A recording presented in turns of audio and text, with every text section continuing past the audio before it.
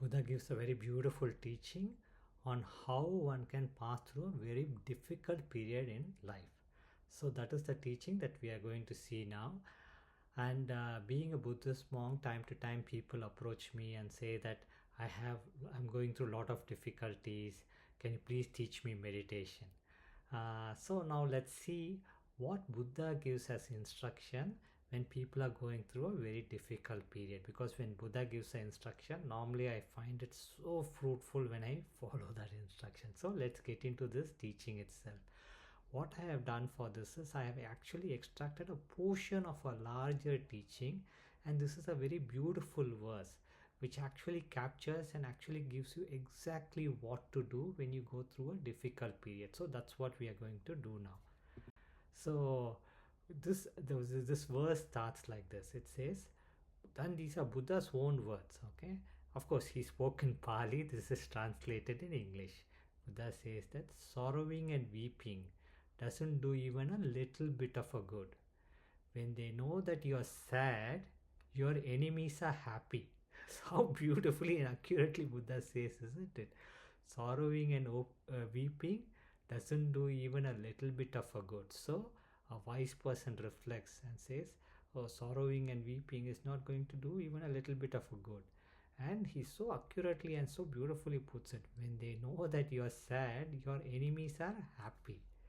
Then he goes on to say, when a wise person doesn't shake in the face of difficulty, as they are able to evaluate what's beneficial, their enemies become sad, seeing that their facial expression doesn't change. So here what Buddha says that when a wise person doesn't shake in when he faces difficulty, when he doesn't shake, that means what? His mind is more stable and calm, isn't it? So he is able to evaluate and take decisions properly, the decisions that are beneficial for oneself, isn't it? And then he says that even their enemies are become sad, because even when this person is facing so much of difficulty, even his face continues to be calm and peaceful. So beautiful. I really like these verses which Buddha says. Next, Buddha gives us clear instruction on what we can do when we go through a difficult period. He says that chants and recitations, fine sayings, charity or traditions, if by means of any such things you benefit, then by all means keep doing them. So, what are these things? In fact, I would like to also share my own experiences when I went through a very difficult period. So, I had been meditating for, 20 years now. But when I faced some extreme difficulty, in fact, realistically, when I faced a very, very difficult period, what came to my rescue was just chanting. I actually took what is called as the Metta chanting. That is chanting on loving kindness, and I did it in English itself. So I used to keep chanting right from the morning, the time I wake up, till night when I go to bed. And I used to keep reciting continuously when I go through my entire day, go through different activities. And quite honestly, it had a profound effect on me, especially the Metta chanting when I was chanting in English, because I could understand every word and I would feel those words as I keep chanting them. You understand? So that's what gave that real power. I was not just chanting from my mouth, I was chanting from my heart, feeling every word, and it had a profound effect.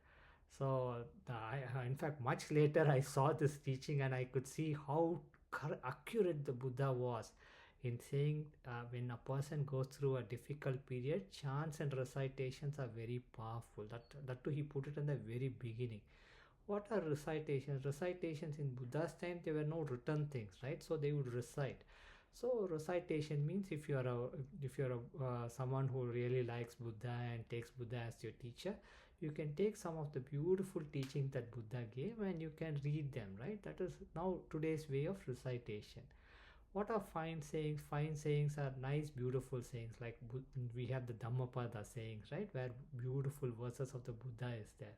So those are, you can time to time read them, feel uplifted. Charity is again very beautiful. Charity doesn't mean giving donations, it could just be going and offering your service, even just giving a meal to somebody, just helping somebody, even just offering a smile to someone who's down, saying few kind words to them. These are all different ways of giving, isn't it? And when you do that, what happens? The mind gets so uplifted. So that's why Buddha says that here. And traditions are like, you might have your own traditions in your family, right? Something like every Friday you go to the temple or do something like that. So when you do those things also, Buddha says that it'll really help you go through a very difficult period. That's why he encourages you, and he says that if you benefit from that, please keep doing that. Okay, now let's go on to the next one. Next is, but if you understand that this good thing cannot be had by me or by anyone else, you should accept it without sorrowing, thinking the karma is strong, what can I do now? This is again a very powerful statement. When I say this to myself, I would have given my very best. I would have tried everything, but there are certain situations you cannot help. There's nothing one can do. There would be situations we would face like that. And at that time, when I say these words to myself, the karma is strong, what can I do now? it is it's so much of relief, like you feel as if, at least for me, I feel as if a big burden has been put down because I have tried my best. So that's why Buddha so beautifully concludes this words with this wonderful, simple but very powerful sentence. So this wonderful verse which I felt is gives so much of clarity on what Buddha says one can do when a person goes through a very difficult period. And for me personally, even though I didn't even come across this teaching before, I found the chanting to be very powerful. Of course, I read Buddha's beautiful teachings because they are all available now online, free or whatever. And when you read those things, at least for me, it really uplifts me. And also, even Dhammapada verses, they'll be very short verses, but it'll be so uplifting. So I hope this one really helps you. And for me, what I would do is uh, I actually recorded the Metta Sutta in my own voice, and I used to keep playing for to myself even when I go to bed during that very difficult period. Sometimes when a person goes through a very difficult period, you might find it even difficult to sleep, right? So when I just put it in a loop and allow it to keep playing, I would just go to sleep just listening to those words. Of course, they are my own voice, but it was still effective for me. What I will do is I will share that mp3 in the description below, so you can probably take that. And also I'll paste the Metta Sutta, because the Metta Sutta is very simple English chant, and the words in that are, at least I find them very powerful, very uplifting.